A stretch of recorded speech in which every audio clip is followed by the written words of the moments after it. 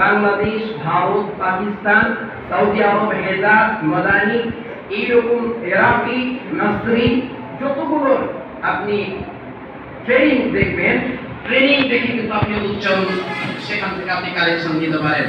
যারা আপাতত ওস্তাদের কাছে যাচ্ছেন না, কিন্তু আমি মনে করব স্বল্প সময়ের জন্য হলো যারা ট্রেনিং দেন, যারা ছাত্রদেরকে টিচিং দেন, তাদেরকে বলবো সুযোগ বুঝে আপনারা 10 দিন হোক, 15 দিন হোক, 20 দিন হোক, বর্তমান সময়ে হেফাজত কোরআন ফাউন্ডেশন সহ যে বিভিন্ন ধরনের ওলামায়ে কেরাম এবং হাফেজে কোরআন তারা যে ট্রেনিং গুলো দিচ্ছে, এই ট্রেনিং গুলো যদি আপনারা কোনো না কোনো ভাবে নিতে পারেন, যেভাবে হোক, অনলাইনের মাধ্যমে হোক, যেটা বুঝবেন না স্থানীয় যারা বুঝে তাদের কাছ থেকে বুঝে নিলেন যে আমি এই শব্দটা বুঝছি না, আমাকে একটু বুঝায় দেন। ইতিপূর্বে হয়তো আমার আরেক ভাই খুব সুন্দর করে একটা এই সূরা কাউসার তিনি মশক পড়াচ্ছিলেন, আমি শুনছিলাম, আমি ভিতরে ঢুকতেই শুনছিলাম, ভালো লাগছিল। কিন্তু এই ভালো লাগাটা একটা হলো নূর আর একটা হলো নূরুন আলা নূর। কোরআনুল কারীম নূরুন আলা নূর করে পড়তে হবে। খুব খেয়াল করেন ওলামায়ে কেরাম, কোরআনুল কারীম নূরুন আলা নূর করে পড়তে হবে। আমরা চাকরি করি পেটের দায়ে, আবার ইমামতি করি পেটের দায়ে, কিন্তু ইমামতি পেটের দায়ে, চাকরি পেটের দায়ে, এটা অন্য চাকরির ক্ষেত্রে হয়, ইমামতির ক্ষেত্রে আর কোরআন খেদমতের ক্ষেত্রে যে পেটের দায়ে কাজ করলে হবে না। তো কাজটা করতে হবে রেজায়ে মাওলা আল্লাহর জন্য। কোন জায়গাতে ইমাম নামাজ পড়াতে গিয়ে অশুদ্ধ করায়, যদি তাকে ভালো করে বলা হয়, তখন সে বলে হুজুর কি করব, এইভাবেই চলে যাচ্ছে। এই যে আপনি এভাবে চলে যাচ্ছে, আপনার নিজের নামাজের হিসাব আপনি দিতে পারবেন কিনা এটা সন্দেহ আছে। এতগুলো মানুষ আপনার পিছনে নামাজ পড়বে, আপনি তাদের হিসাব দিবেন, এটা ভাবা দরকার, এটা চিন্তা করা দরকার।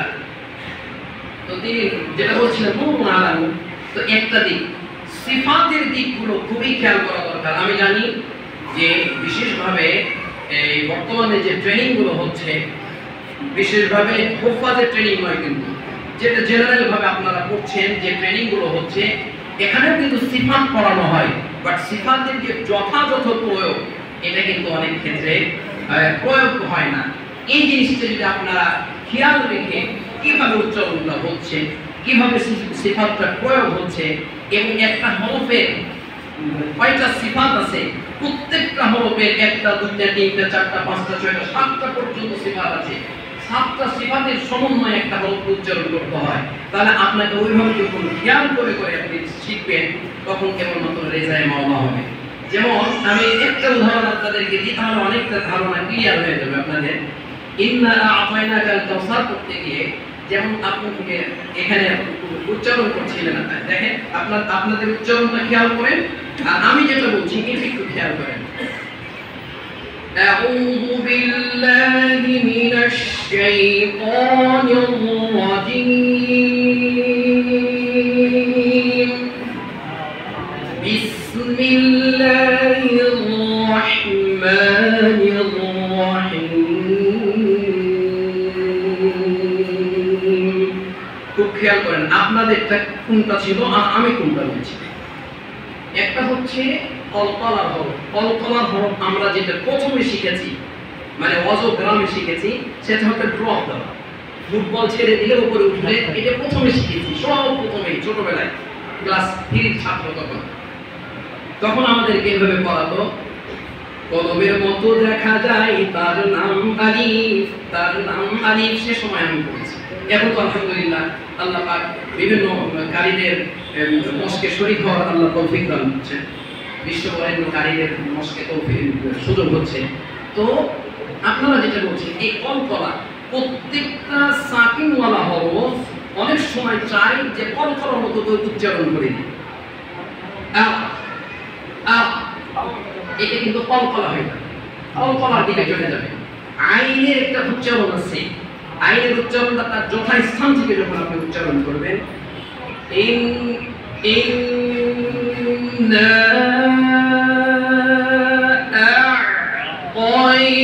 আ'তাইনাকাল কাউসার, আ'তাইনা, আর যদি তাহলে কিন্তু এটা কলকলা। একটু সময় আমার একটা শব্দ বলেন, ইন্না বলেন,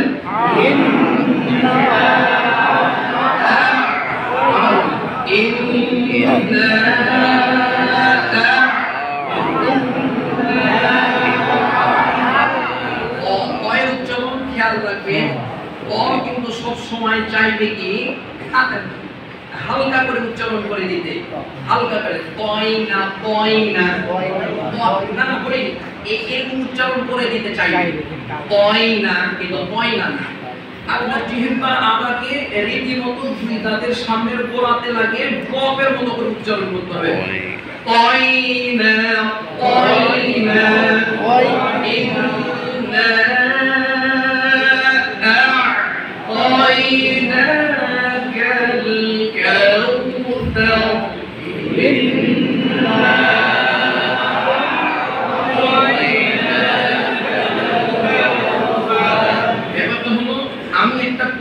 আমার ভুলটা বুঝতে পারি না, কিন্তু কেউ যখন ধরায় দিবে এটাকে গুরুত্বের সাথে যদি এবং সম্মানের সাথে যদি গ্রহণ করে নিই, তাহলে আমি অনেক কিছু শিখতে পারবো। আলহামদুলিল্লাহ, আপনারা যারা এখানে দায়িত্ব পালন করছেন, আপনাদের প্রতিটি প্রতিভা সুন্দর হোক, ভালো হোক। ভাইয়েরা এবং বোনেরা উভয়কেই বলছি, প্রতিটা ক্ষেত্রেই আমানতের প্রতি খেয়াল রাখবেন। আমাদের বর্তমান সময়ে, বর্তমান স্বাধীনতার পরে আমাদের যে সিচুয়েশন, আমাদের যে অবস্থান এবং আমাদের যে জামানা চলছে, এটা উলামায়ে কেরামের জামানা বলা যেতে পারে, ঠিক কিনা বলে? এই উলামায়ে কেরামকে স্বতঃস্ফূর্তভাবে ইসলামের যতটুকু কোনায় কোনায় খেদমত দরকার, ততটুকু সেভাবে আপন আপন জায়গাতে আমরা খেদমত করব। আমরা এক সময়ে এই ফাউন্ডেশনে আসলে আমি অনেকজনকে বলেছি, আজকে আমার ভাইজান বসে আছেন, মাঝে মধ্যে দেখতাম, আমি বলতাম ভাই এরকম কেন মুখ শুকনা হয়ে আছে আপনাদের, এত কষ্ট?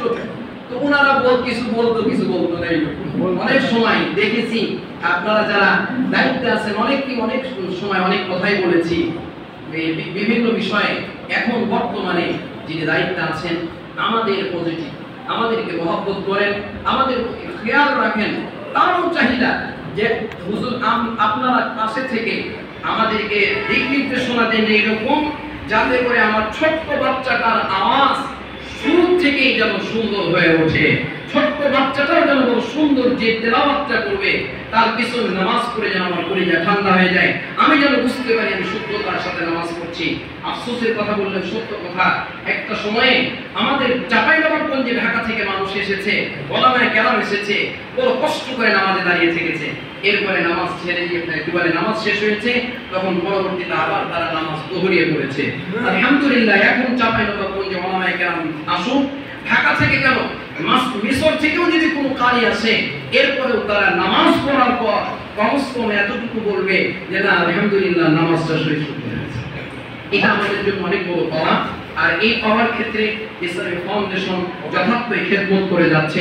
আগামীতে ইসলামী ফাউন্ডেশন কোরআনের খেদমতের জন্য আরো উন্মোচিত হোক এবং যিনি দায়িত্বে আছেন, আরো যারা পরবর্তীতে আসবেন, পরের হিসাব বর্তমানে যিনি দায়িত্বে আছেন, শুনেন মনে রাখবেন, আমরা অভিভাবক ডাকি, আমরা অভিভাবক করে নিয়ে আসি ঠিকই, কিন্তু তারা মেহমান হিসাবে আমাদের কাছে থাকে। অনেক সময় মেহমানকে ডেকে আপনি খাইয়ে দিয়ে আদর আপ্যায়ন করেন, আর জেলার ডিসি যে আসেন দূর থেকে মেহমান হিসেবে, জেলার যে আজকে ইসলামী ফাউন্ডেশনের যে দায়িত্বে আছেন উপপরিচালক, তিনি আমাদের কাছে মেহমান হিসাবে এসেছে। তিনি কিন্তু মেহমান, আমাদের কাছে খেতে চান, আমাদের কাছে টাকা পয়সা চান, আমাদের কাছে খেদমত চান। আর আমরা মেজবান হিসাবে তার খেদমত যদি না দিতে পারি, কিয়ামতের ময়দানে আল্লাহর দরবারে ধরাশায়ী হব। তার খেদমত কি? তার মনের যেটা চাহিদা যে আমাকে এইভাবে আপনারা খেদমত দেন, কোরআনের খেদমত এভাবে হোক, এভাবে হোক, এভাবে হোক। আমরা ইনশাআল্লাহ তার পাশে থেকে স্বতঃস্ফূর্তভাবে চাঁপাইনবাবগঞ্জের ওলামায়ে কেরাম আপনাকে সার্বিক সহযোগিতা করে আপনার মনের তুষ্টতা দিয়ে ইনশাআল্লাহ আপনার মেহমানদারির খেদমত যতদূর করা দরকার ততদূর করবে ইনশাআল্লাহ। আর এই জন্য এখানে যে সমস্ত ভাইরা আছেন, কোরআন শুদ্ধতার ক্ষেত্রে যত প্রকার দিক নির্দেশনা লাগে ইনশাআল্লাহ, যত প্রকার দিক নির্দেশনা লাগে আপনারা আমার সাথে যদি ফোনে যোগাযোগ করেন অথবা আমার সম্মানিত উপমহিজান স্যার তার মাধ্যমে যদি যোগাযোগ করেন ইনশাআল্লাহ আমি খেদমত দেওয়ার জন্য খাদেম হিসেবে রেজায়ে মাওলার জন্য আমি প্রস্তুত আছি। আল্লাহ সুবহানাহু ওয়া তাআলা আপনাদের সবাইকে ইহকালীন সম্মান এবং পরকালীন মর্যাদা কল্যাণ দান করুন। এই বলে আমি আমার সংক্ষিপ্ত বক্তব্য শেষ করছি। আসসালামু আলাইকুম ওয়া রাহমাতুল্লাহ। সুবহানাল্লাহি ওয়া বিহামদিহি আশহাদু আন লা ইলাহা ইল্লা আনতা